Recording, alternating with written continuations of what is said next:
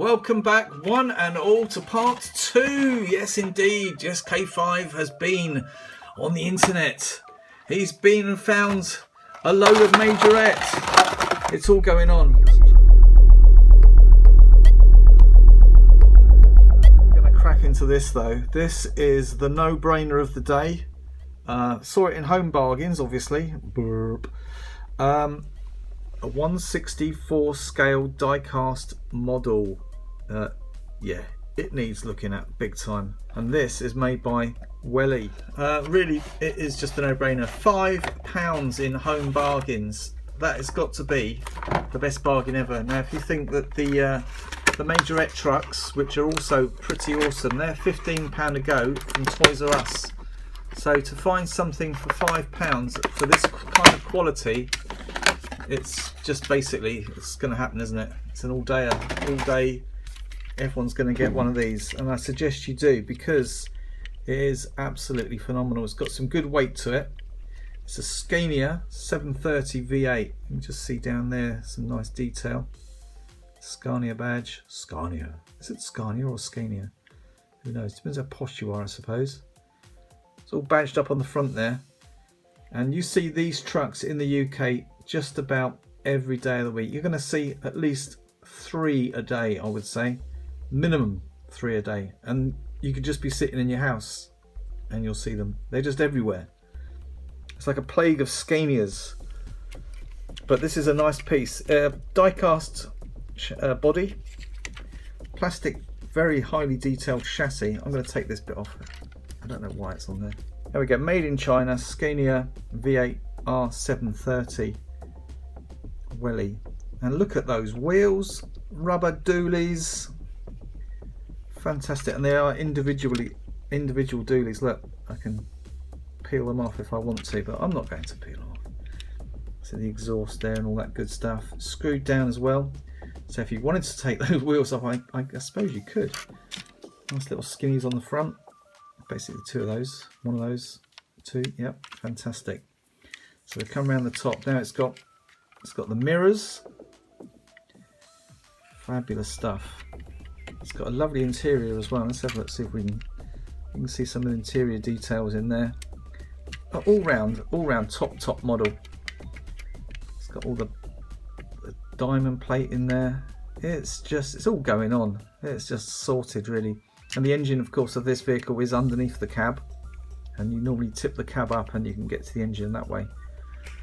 The trailer is another quite interesting piece as well. It's actually solid plastic, pure.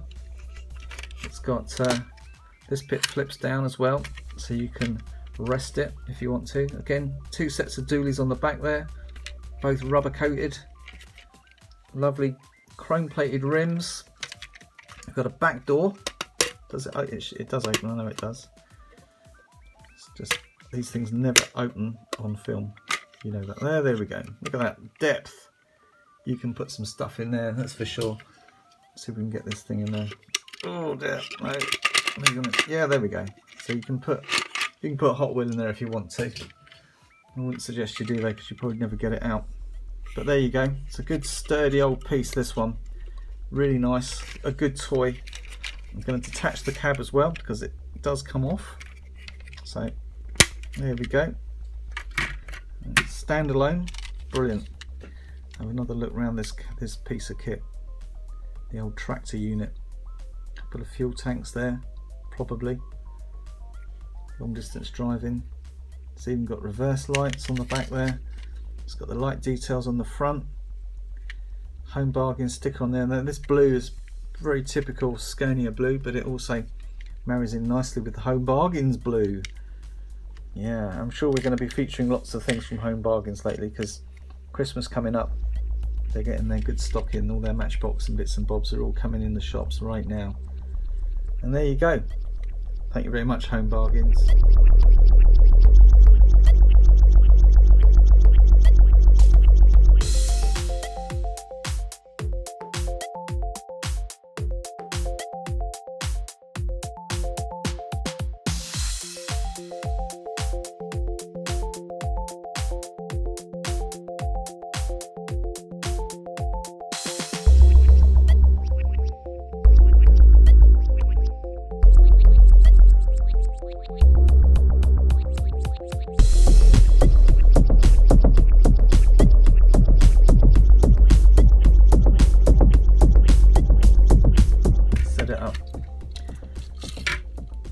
just about.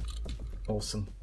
It's time to rave on with Mark Amy's, and I'm going to be talking about this model here, which is the Matchbox Beach Hopper number 47. This was produced in the 1970s, from around 1973-4, probably through until I'd imagine the late 70s, and it was using an existing casting, which is the Baja buggy from about 1970. They took the roof off and they inserted this rather cunning Rollermatics feature, which sees a gentleman here bounce up and down in his seat, which runs off a little sprocket on the wheel here, which isn't showing up particularly well. Focusing. Right, and there it goes again. So what I wanted to point out with this one is that the gentleman in the seat there has commented on a Facebook page recently how unusual he looks, because he looks somewhat like a taxi driver. In fact, I reckon it's based loosely on Steve McQueen, who had a penchant for beach buggies, and he did wear flat caps like this, usually leather, and he had big sideburns. So I reckon the cheeky guys at Leslie Matchbox are basing this on Mr. McQueen. Hard to believe, and probably one of those things that I've noticed and nobody else in the whole world has ever done, but there you go. So an interesting little model. A bit weird. One model I never really thought too much about or desired until it came up in that Facebook group conversation. So I like it. It's a bit of fun, and it has that unusual spatter effect that the other beach buggy they did at the same time had. So these are all random, and that no one is the same. So these spatter patterns, which I'm sure you all know about. There you go. That is the beach hopper from Matchbox, and hopefully I'll get a camera that can focus better. So that's it from me, Mark Amy's, and I'm clocking out. Goodbye. How about some of these then? Some new Majorette in Morrison's at last, in the pound range. And first up for grabs is this fantastic, beautiful red Mercedes what's it, the SLR 300 SLK SLS, that's the one, 159 scale. Note also, it is brand new casting because it's got the doors have been closed. Oh, what a shame. But that's going to be the same now for all of the pound range cars. You'll see there's another new one. This is the Toyota, is it a Camry or something like that? Corolla. Yeah, the Toyota Corolla, lovely piece. But no more opening features, unfortunately, on your pound cars. They're going to be just set aside now for the premium models. This is a nice piece. This is the Aventador, by the looks of it. Aventador Roadster. There it is. Lovely Lamborghini. It's like it should be called the Lobster Roadster or something. It's a weird looking old piece of kit, that one. Lovely though. Lovely stuff. Of course, these will be cracked open and reviewed in a future video in their own right, because they are very, very tight little pieces. This is another brand new casting. That's the Audi. There it is. I've got a couple more. There's the Ford GT. That's the one I was waiting for. Don't know about you guys. I had to see the Majorette rendition of this car. Lovely to see big wing mirrors there. A bit of detail at the back. Perfect stuff. I don't believe the Hot Wheels saw that kind of detail. But we will be again checking later. We'll also compare it to Hot Wheels as well at some point. Yeah, fantastic. I did not find, unfortunately, the TDI. Very upset, the little Volkswagen red and white model. I'll show it now.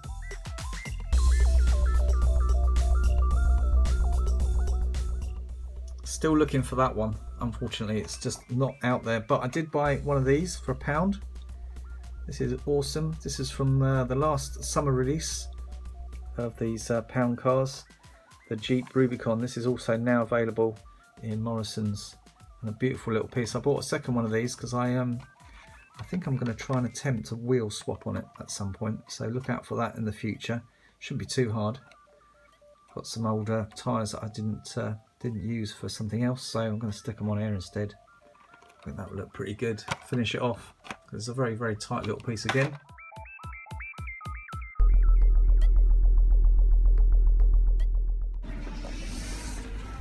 Oh yeah.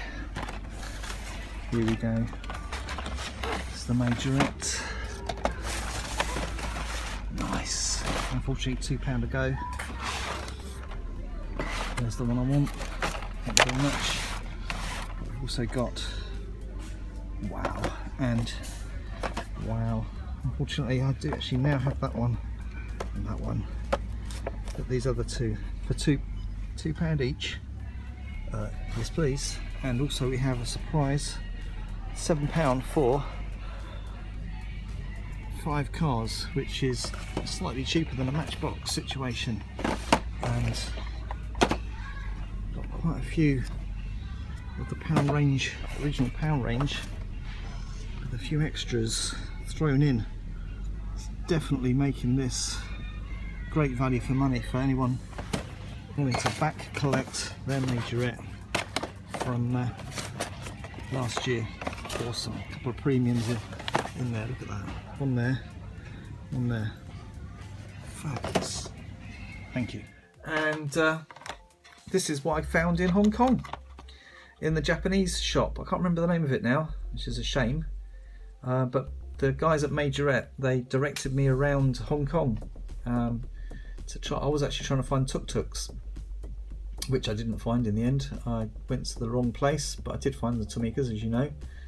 And this is the Bipper. Again, this is a piece you can't get in the UK, although they do drive around in the UK, the old Bippers, Bipper deliveries.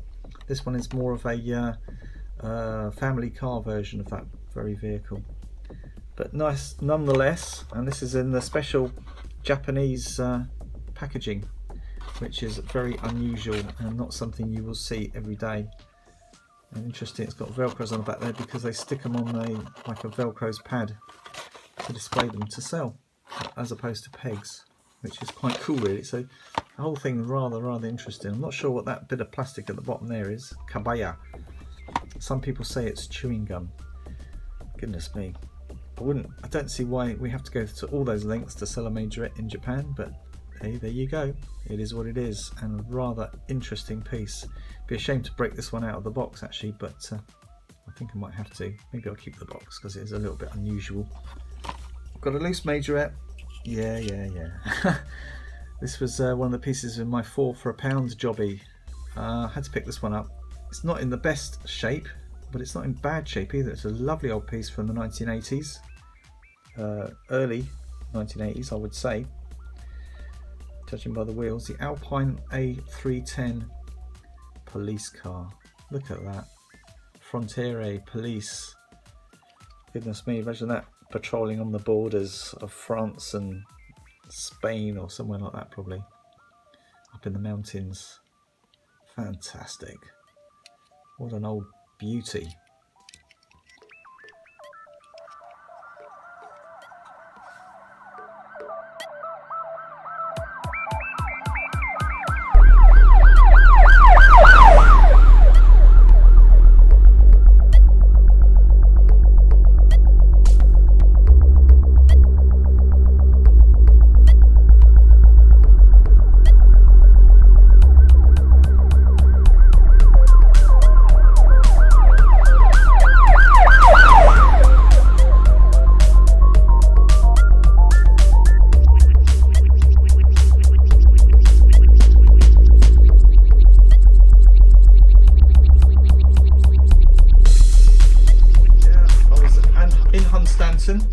Went to this toy shop I've never been to in before, because it's one of those toy shops by the coast that just screams bubbles and hula hoops and all that good stuff. But if you go, I went inside. I couldn't believe what I found inside this shop. Yeah, they sell Hot Wheels and all that kind of stuff, of course. No, nothing really to talk about there. But they also sold Siku, and they sold new Siku. Siku I had not seen in the UK before. So let's have a little look through, shall we? I picked up this one here in particular. I do like Fiat 500s. At the moment, I'm just having a little personal visual eyeball love affair with the piece. And this is the Siku rendition. It is a little bit bigger than 155, and some people say it's 150 scale. It doesn't say, I don't think it tells you what scale it is on the base. But this one's made in Poland, and that's what's happening now. Siku has moved their factory to Poland, so it's back in Europe again. Moved out of Thailand. I'm sure they still make some pieces in Thailand, but the new cars are all being made in Poland, and that is just an awesome little car. Can't wait to crack into that one. Also found this one here, the Bentley Continental GT V8, in a kind of a rather delicious raspberry plummy pinky kind of colour, some silvery metallic. It's just beautiful. As you can see, it's got all the usual Siku activities going on. Fantastic stuff, and again, made in Poland. So that's rather nice, isn't it? Unfortunately, the price on these, because they are the top of the range Sikus, they're about £5 a pop at the moment. Well, they were at that particular place, which is a bit annoying. But so, yes, I had to go back there and buy a few, as you will see. So my budget was racked into big time. But I did have some money left over from when I went to Hong Kong, because I was saving to get the Majorettes, which I didn't find. So I spent the extra that I had on these Siku. And here we have a rather nice piece again, a BMW i8. Now I've got an i8 coming from Toy Junkie. That was in 164. So I thought I'd pick up a 155 variation of it from Siku.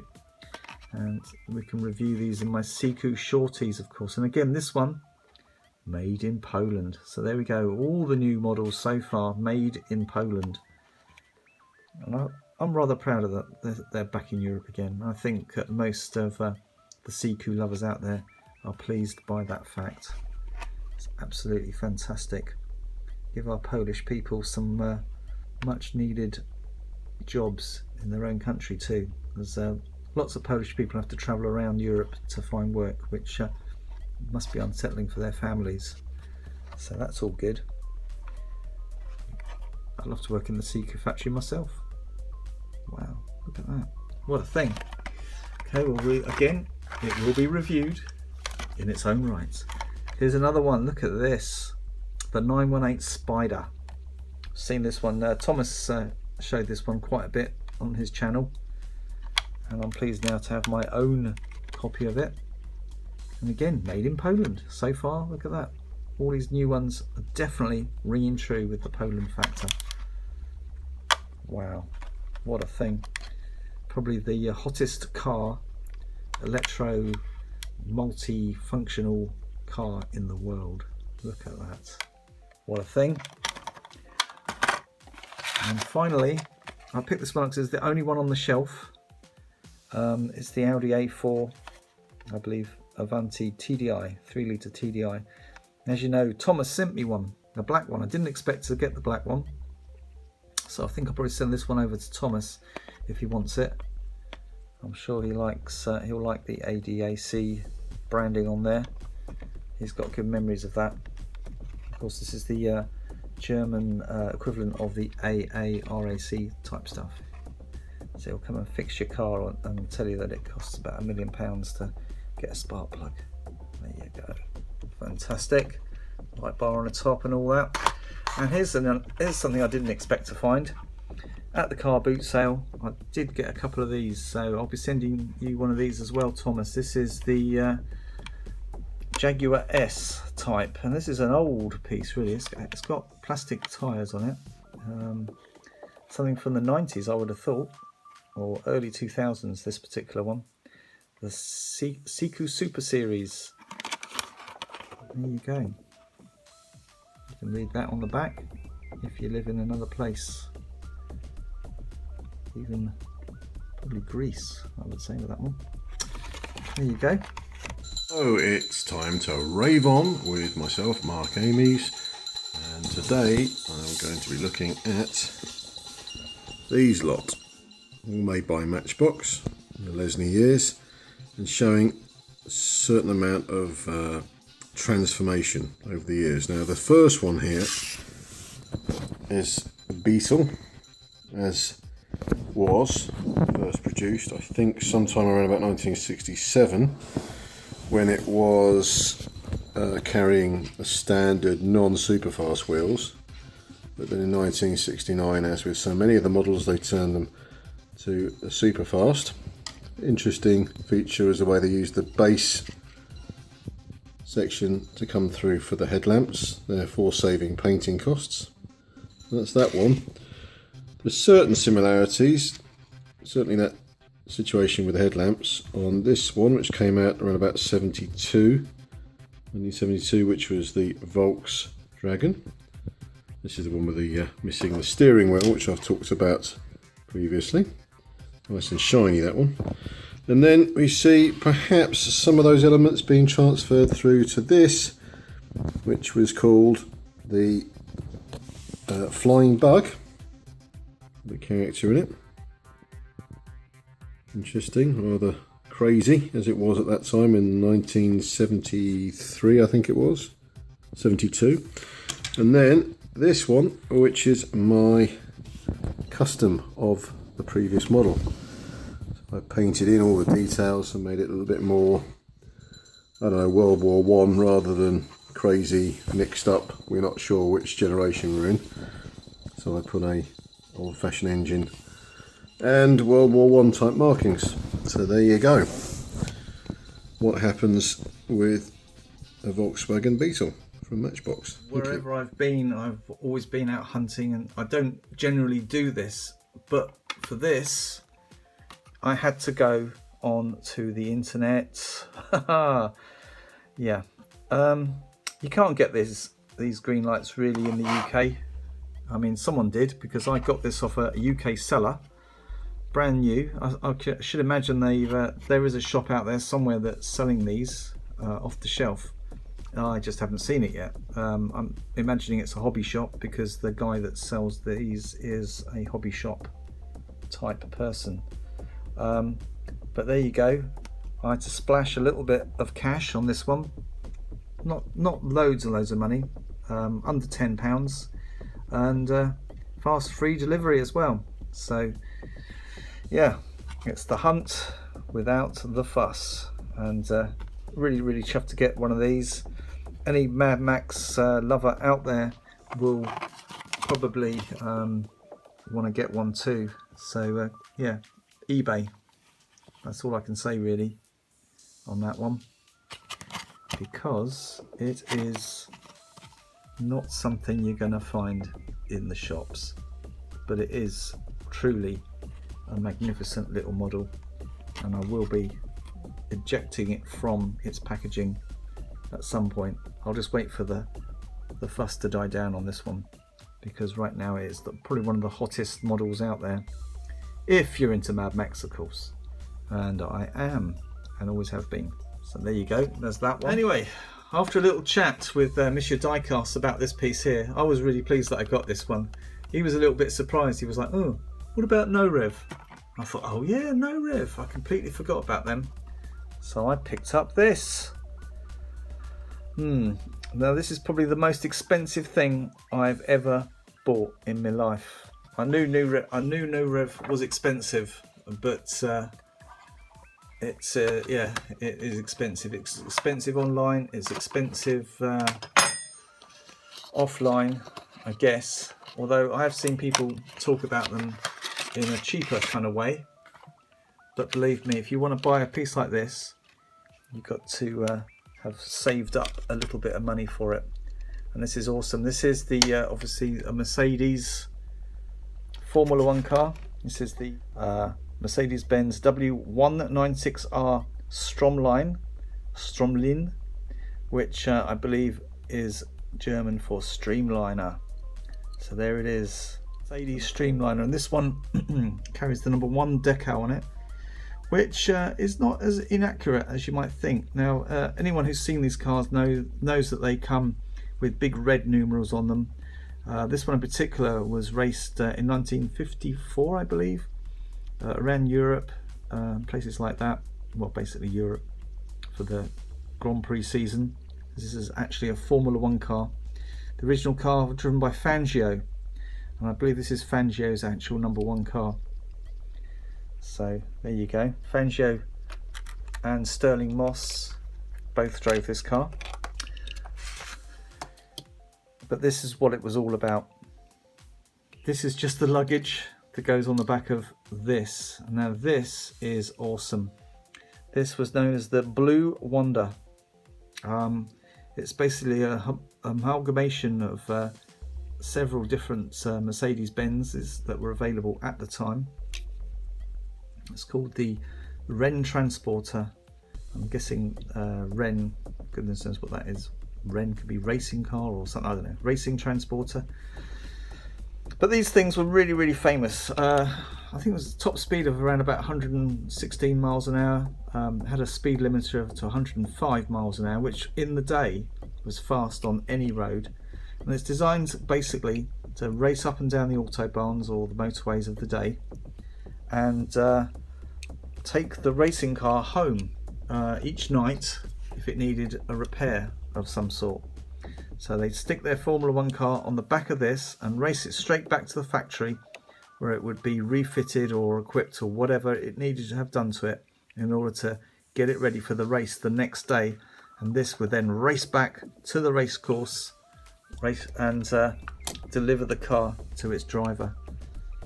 Lots of interesting features on this. It's got a little bit of a interesting growth on the side there. That's okay, all adds to the character, I guess. You can see around the back there, it looks a bit like the old 300 SL, which I do have a copy of here. And it actually uses the 300 SL straight 6 motor engine in there. So it's got some speed, and I do believe that there's a 300 SL dashboard in the front there as well on the original vehicle. And the story goes with this one is that it was used in the 1954-55 racing seasons, carrying around various racing cars to various racing tracks. But in 1955 there was a massive accident at Le Mans, and this basically meant that Mercedes pulled themselves out of the racing scene, and they were not seen again racing for another 30 years after that, which then meant that this vehicle, this old lovely Ren Transporter, became redundant, and it ended up sitting tired and lonely back at the factory underneath loads of rubble and boxes and other bits and pieces. You can imagine this old thing just rotting away slowly. And it got to the point where in the 1960s, I believe it was 1967 or thereabouts, they pulled it out of the old factory and they crushed it. They crushed it. Of course, there was a massive uproar from fans of this vehicle because this had been out there in a few models. Dinky had made models of it. You could buy model kits of it, and you could just get it it was one of them things. It was a boyhood dream to see this car around us. It's so unusual. I mean, look at the overhang on the front there. It's just incredible. And so in order to to recapture their heritage, because you see this in all the photographs, in order to recapture their heritage, Mercedes had to rebuild it, and it cost them 2 million or thereabouts to rebuild this exact vehicle. There are other replicas out there.